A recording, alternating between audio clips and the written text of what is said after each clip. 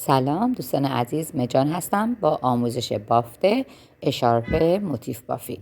این اشارپمون با موتیف هست، موتیف دایره، موتیف نیم دایره و حاشیه دور اشارپ که بعد از وصل موتیف ها حاشیه رو براش میبافیم. برای بافت این اشارپ من از کلاف کتان 2.5 و قلاب شماره 2.5 دارم استفاده میکنم. شما میتونید از هر کلاف و قلاب مورد نظرش این بافت رو انجام بدین. برای شروع بافتمون یک حلقه درست میکنیم، یا با گره جادو یا با زدن زنجیره. با 8 زنجیره یک حلقه درست کردم و یک زنجیره برای شروع رج بعدی. یک زنجیره که میزنم برای قد بافتم هست، چون بافتم توی این رج بافت پای کوتاه هست.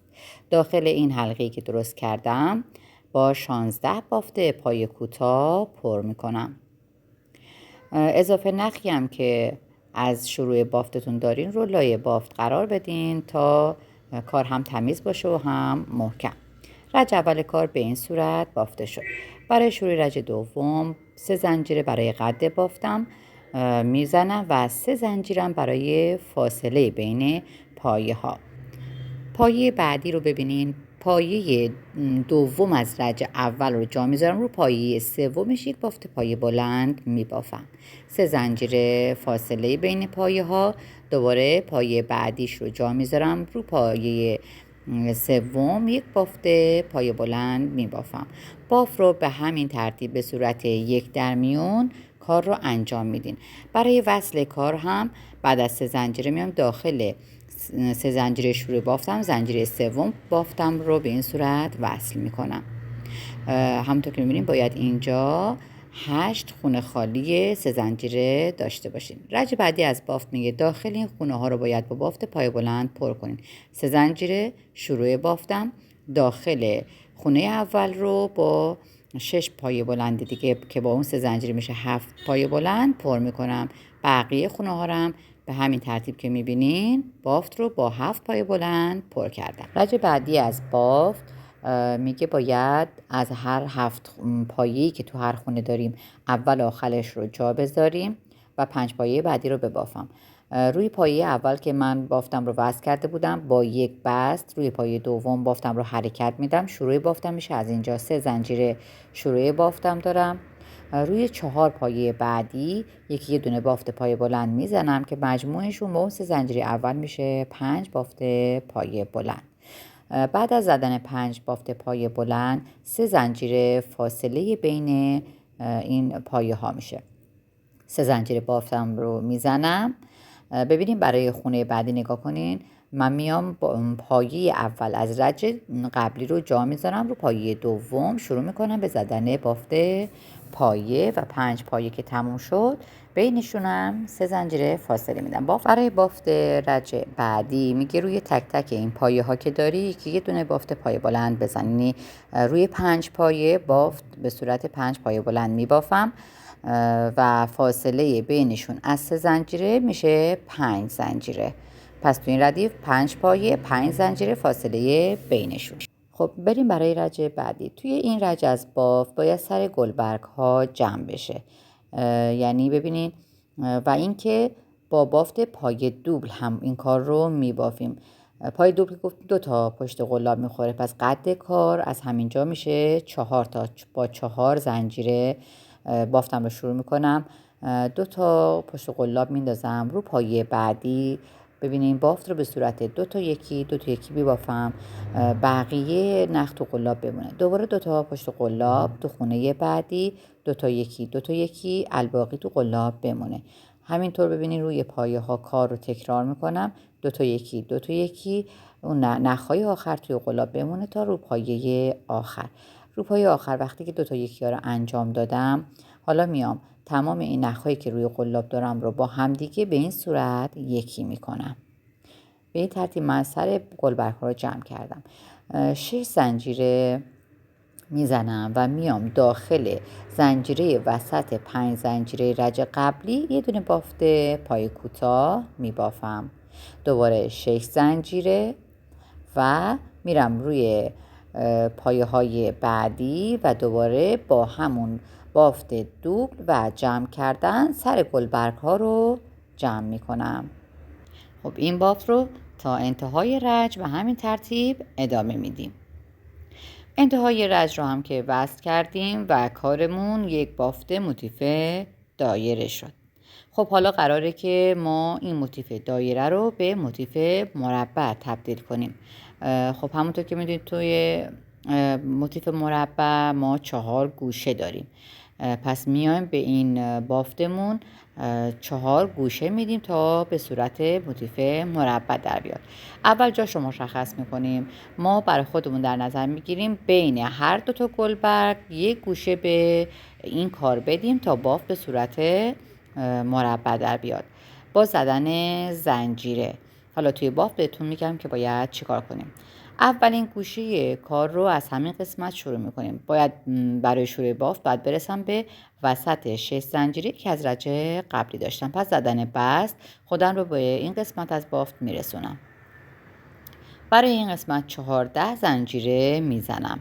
پس گوشه اول توی همون شروع بافتم زده میشه. 14 زنجیره میزنم و میام روی 6 زنجیره رج قبلی یک بافت پای کوتاه میبافم به این صورت. خب الان ببینین من با 14 زنجیره که زدم گوشه اول موتیف مربع رو بافتم. از این قسمت تا گوشه بعدی باید کار رو با 8 زنجیره پر کنیم. 8 زنجیره میزنم و میام داخل 6 زنجیره رج قبلی یک بافت پای کوتاه میزنم.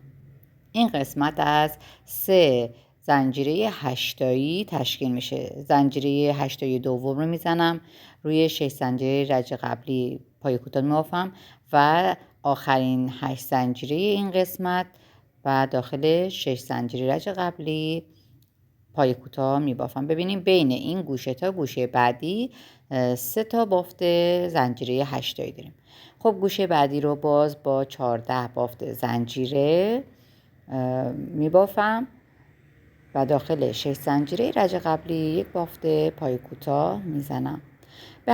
به همین ترتیب بافتم رو ادامه میدم و گوشه های بافت مربع رو براش میزنم تا یه موتیف مربع داشته باشم.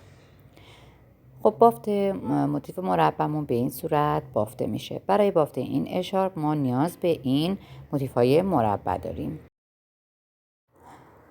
بافت موتیف دوم رو تا قسمت گلبرگ ها جمع میشه میبافیم، یعنی تا قسمت دایره بافی ما وصل نداریم. قسمتی که مربع میشه کار وصل موتیف ها رو انجام میدیم.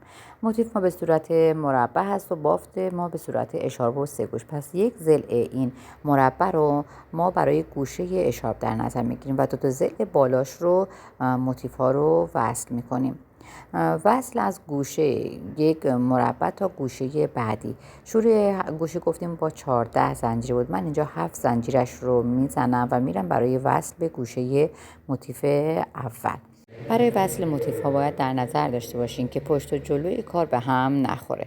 یعنی شما موقع وصل کردن حتما حواستون باشه که پشت 2 تا پشت موتیف به هم باشه. ببینید به این صورت پشت کار به هم باشه.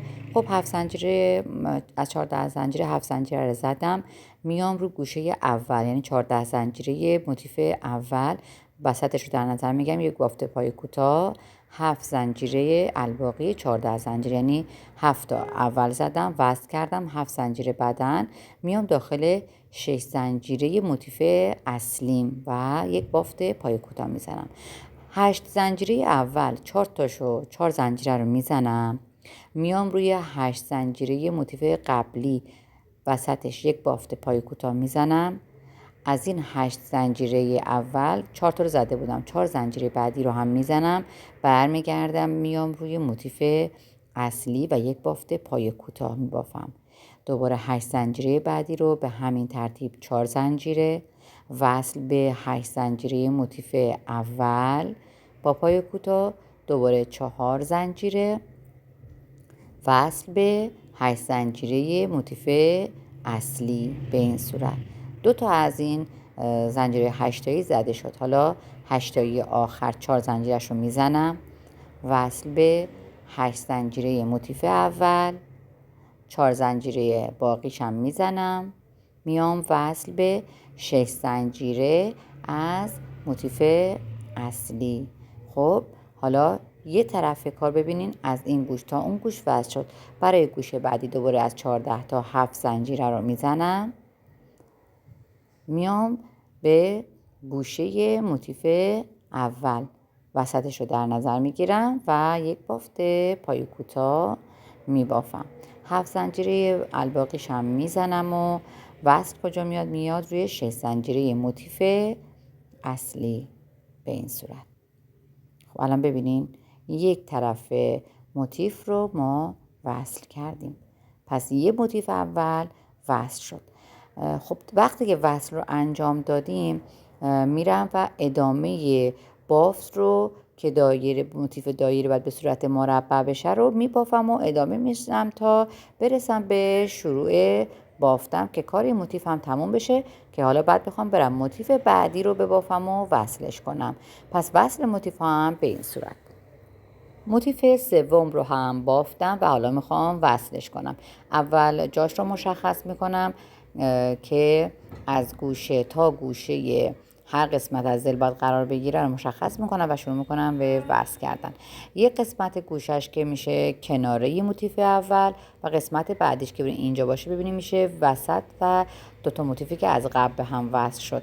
پس اینجا میشه الان این موتیف به دوتا موتیف قبلی باید وصل بشه. موقع وصل کردن گفتم حتما حواستون باشه پشت جلوی کار رو اشتباه نگیرین که بافتتون تاب نخوره توی وصل. خب این قسمت از بافت رو هم که وصل کردیم ادامه راه به همون ترتیبی برای موتیف دوم انجام دادیم میبافیم تا برای موتیف های بعدی. الان ببینین 3 تا موتیف به هم وصل شد به این صورت.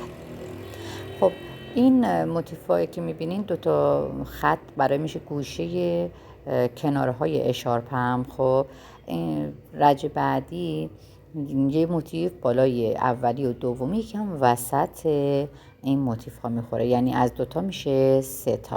یکی دیگه از موتیف هایی که تو این اشارپ داریم بافت نیم دایره هست. برای بافت نیم دایره بافت به صورت رفت و برگشت هست. 4 زنجیره میزنم و یک بافت دوبل وصلش رو با بافت دوبل 2 تا یکی 2 تا یکی 2 تا یکی انجام میدم. ببینین این قسمتی که پایه خرد میشه لبه صافه بافتم و اون قسمت زنجیره میشه قسمت دور موتیفم.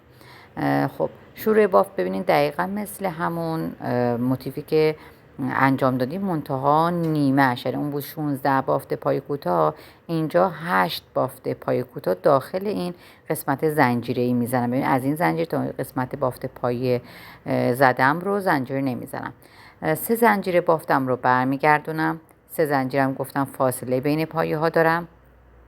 پایه دوم جا میذارم رو پایه سوم، یک بافت پایه بلند 3 زنجیره فاصله. پایه بعدیش جا میذارم رو پایه سومش دوباره یک پایه. به همین ترتیب بافت به صورت یک در میون، یک پایه 3 زنجیره تا 4 فضای 3 زنجیره‌ای بهمون بده. تو موتیف اصلی 8 تا بود، اینجا شد نصف، شد 4 تا. خب برای ادامه من 3 زنجیره شروع بافتم هست که خط کناره بافت موتیفم رو تشکیل میده. داخل این خونه های ستایی رو باید پر میکردیم با 7 پایه، درسته؟ اینجا با همون 7 پایه پر میکنیم. انتهای کار رو ببینید حتما پایه رو داخل زنجیره سوم شروع بافتتون ببافین تا بافتتون حرکت نکنه.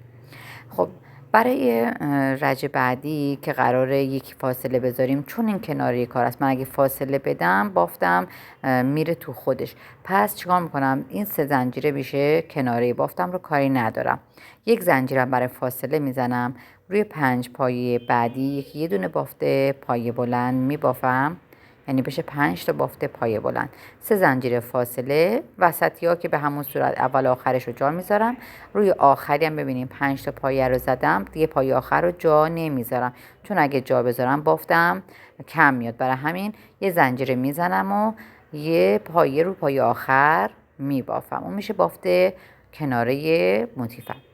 خب رج بعدی 3 زنجیره شروع بافت دارم. از 5 زنجیره 2 زنجیرش رو میزنم، و میام روی تک تک پایه هایی که دارم یه دونه بافت پایه بلند میبافم. اون 2 زنجیره گفتم چون گفتم بافتمون اینجا نصف میشه، از 5 زنجیره میشه 2 زنجیره.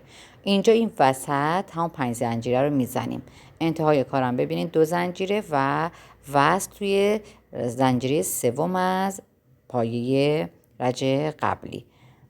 خب برای بافت رج آخر که رج گلبرگ جمع کردن میشه 6 زنجیره من باید برای ادامه این بافت داشته باشم.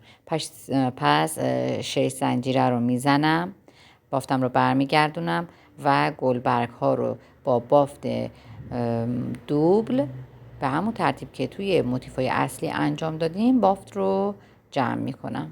یکی دو تا کردن ها و جمع کردن ما بینشون که همون 6 زنجیره داخل 5 زنجیره رج قبلی، دوباره 6 زنجیره و جمع کردن گلبرگ بعدی و تا انتها. خب تا این قسمت که بافت موتیف نیم دایره تمام شد. حالا میریم برای وصلش به قسمت هایی که نیازه. ببینیم به این صورت باید روی اشارپ قرار بگیره و گوشه ها میشه یکی اول کار، وسط 4 تا گلبرگ ها و دوباره گوشه کار، یعنی 3 تا گوشه این موتیف مربع رو ما باید توی این موتیف نیم دایره داشته باشیم. گوشه اول ببین دقیقا وصلش مثل همون وصل موتیف هایی هستش که انجام دادیم. 3 گوشه کار به 3 قسمت از گوشه های این موتیف ها وصل میشه. این وصل این نیمه که دارم انجام میدم دقیقا با موتیف سومی که قراره شما ببافین و وصل کنین هم وصلش به همین صورته، یا رچای بالاتر میریم موتیف های وسط به این شکلی که من الان دارم میگم هستش. من حالا فقط خواستم که شما ببینین و سرعت فیلم رو کم بالا بردم که تا زمان کمتری بگیر برای آموزش، وگرنه که نحوه اتصال رو بهتون گفتم که چطوره. این قسمت وسط رو ببینید، فقط ببینید الان گوشه وسط باید به این 3 موتیفی که از رج قبلی یعنی موتیفای قبلی بافته داریم وصل بشه به این صورت. اینم بافت وصل قسمت وسط موتیف. بازم تکرار میکنم که وصل موتیفای اصلی که تو وسط موتیف قرار میگیرن بافت و وصلش به همین روشی هستش که الان اینجا آموزش گذاشتم. امیدوارم که از این آموزش نهایت استفاده رو برده باشین.